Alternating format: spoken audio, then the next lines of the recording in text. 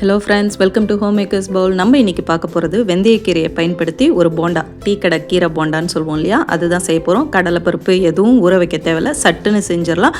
ஆனால் taste wise tea கடையில் கிடைக்கிற மாதிரியே செம டேஸ்ட்டாக இருக்கும். இதை சூடான டீயோட இந்த போண்டாவை சாப்பிட்டு பாருங்கள், கூட தேங்காய் சட்னி வச்சு அவ்வளோ சூப்பராக இருக்கும். நீங்கள் வெந்தயக்கீரை தான் பயன்படுத்தணும்னு இல்லை, முருங்கைக்கீரை, சிறுகீரை, அரைக்கீரை அப்படின்னு எந்த கீரை வேணாலும் பயன்படுத்தலாம். ஆனால் வெந்தயக்கீரையில் செய்யும் பொழுதே அந்த வாசம் அவ்வளோ சூப்பராக இருக்கும். கண்டிப்பாக ஒரு ட்ரை பண்ணுங்கள். இதை நீங்கள் வடையாகவும் தட்டலாம், அதை நான் வீடியோவில் சொல்லியிருக்கேன். வாங்க வீடியோக்குள்ளே போய் டீட்டெயிலாக பார்க்கலாம். இப்போ நம்ம இதுக்கு தேவையான பொருட்கள் எல்லாம் பார்த்துடலாம். நான் வெந்தயக்கீரை ஒரு கப் அளவுக்கு, ஒரு கைப்பிடி அளவுக்கு நல்ல பொடியாக நறுக்கி எடுத்து வச்சுருக்கேன்.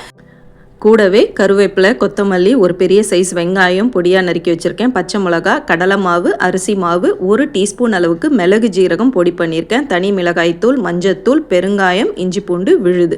இதுதான் இதுக்கு தேவையான பொருட்கள். இப்போ இதை நம்ம எப்படி கலந்து நம்ம போண்டாவாக ரெடி பண்ணுறதுன்றதை நம்ம பார்த்துடலாம். நான் முதல்ல சொன்ன மாதிரி தான், நீங்கள் கடலைப்பருப்பு, உளுந்து ஊற வச்சு நீங்கள் வடையாக தட்டுறதுன்னா கொஞ்சம் டைம் எடுக்கும். இந்த கடலைப்பருப்பை கூட பட்டாணி பருப்புன்னு ஒரு பருப்பு சொல்லுவாங்க. அதுதான் டீ கடைகள் நம்மளுக்கு மசால் வடைக்கும் சரி, இந்த மாதிரி வடைக்கும் பயன்படுத்துவாங்க. அது எல்லா ஸ்டோர்லையுமே, மளிகை ஸ்டோரில் கிடைக்கும். அது வாங்கி நீங்கள் செஞ்சீங்கன்னா இன்னும் டேஸ்ட் நல்லாயிருக்கும். இப்போ நம்ம சட்டுன்னு செய்கிறத தான் நம்ம இப்போ பார்க்க போகிறோம். இப்போ ஒரு 1.5 கப் அளவுக்கு கடலை மாவு அதை சேர்த்துக்கோங்க. அதை சேர்த்துட்டு 1/2 கப்பு, நம்ம எடுத்த கப்பில் 1/2 கப்பு அரிசி மாவு, 1.5 கப்பு கடலை மாவுக்கு 1/2 கப்பு அரிசி மாவு, அதை சேர்த்துட்டு பெருங்காய பொடி சேர்த்துக்கோங்க, மஞ்சத்தூள் சேர்த்துக்கோங்க, இஞ்சி பூண்டு விழுது, தனி மிளகாய் தூள், மிளகு ஜீரக பொடி பண்ணது அதையும் சேர்த்துக்கோங்க. இப்போ தேவையான உப்பு சேர்த்துருங்க. உப்பை சேர்த்துட்டு இப்போ கீரைகளெல்லாம் நம்ம சேர்த்துடலாம். கருவேப்பிலை, கொத்தமல்லி, வெங்காயம், ஒரு பச்சை மிளகா பொடியாக நறுக்குனது அதையும் சேர்த்துருங்க. வெங்காயத்தை நல்ல பொடியாக நறுக்கிக்கோங்க. கூடவே இப்போ வெந்தயக்கீரையும் நம்ம சேர்த்துடலாம். அதையும் நான் பொடியாக நறுக்கி வச்சுருக்கேன், அதையும் சேர்த்துடலாம். இப்போ தண்ணி எதுவுமே சேர்க்க வேணாம். இதில் இருக்கிற ஈரப்பதத்திலே ஃபஸ்ட்டு நல்லா பிசைஞ்சு விடுங்க. நல்லா இந்த மாதிரி பரவலாக பிசைஞ்சதுக்கு அப்புறம் நம்ம எண்ணெய் காய வச்சுருப்போம் இல்லையா, அதிலிருந்து ஒரு சின்ன குழிக்கரண்டி அளவுக்கு சூடான எண்ணெய் இதில் கொஞ்சம் ஊற்றிக்கோங்க. இது மேலே போண்டா மொறுமொறுன்னு வரத்துக்கு தான் இதை நம்ம செய்கிறோம்.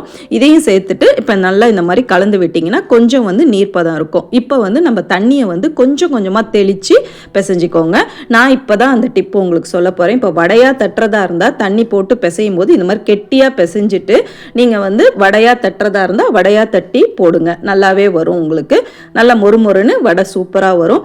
இதையே இப்போ நம்ம போண்டாவாக பிசைகிறதுனால, நம்ம செய்ய போகிறதுனால இப்போ நான் இன்னும் கொஞ்சம் தண்ணி சேர்த்து கொஞ்சம் தளர்வாக பிசைஞ்சிக்கிறேன். அப்போ தான் நம்ம கிள்ளி போடும் பொழுது போண்டா மாதிரி அழகாக வரும். இப்போ பார்த்தீங்கன்னா மாவோட தன்மை உங்களுக்கு நல்லா தெரியுது. தளர்வாக இந்த மாதிரி நான் பிசைஞ்சிக்கிறேன். இப்போ இதை நம்ம போண்டாவாக போடுறதுக்கு சரியாக இருக்கும். இப்போ அடுத்து போண்டா எப்படி போடுறதுன்றதை நம்ம பார்த்துடலாம். எண்ணெயை நல்லா வானலில் காய வச்சுட்டு லோ ஃப்ளேமில் ஆக்கிடுங்க. எண்ணெய் நல்லா காஞ்சதுக்கப்புறம் லோ ஃப்ளேமில் ஆக்கிடுங்க. இப்போ இந்த மாதிரி கிள்ளி கிள்ளி போண்டாவாக போடுங்க. ரொம்ப ஹை ஃப்ளேமில் போட்டுட்டிங்கன்னா உள்ளே மாவு வெந்தே வராது. அதனால் ஒரு மீடியம் ஃப்ளேம், லோ ஃப்ளேமில் வச்சு போண்டாவை போட்டுட்டு கொஞ்சம் மீடியம் ஃப்ளேம் ஆக்கிட்டு நல்லா பொறுமையாக சுட்டு எடுத்திங்கன்னா நம்மளுக்கு போண்டா மேலே கிறிஸ்பாக, உள்ள மாவெல்லாம் வெந்து நல்லாயிருக்கும். நம்மளுக்கு டீ கடையில் சாப்பிட்ற மாதிரியே செம டேஸ்ட்டாக இருக்கும்.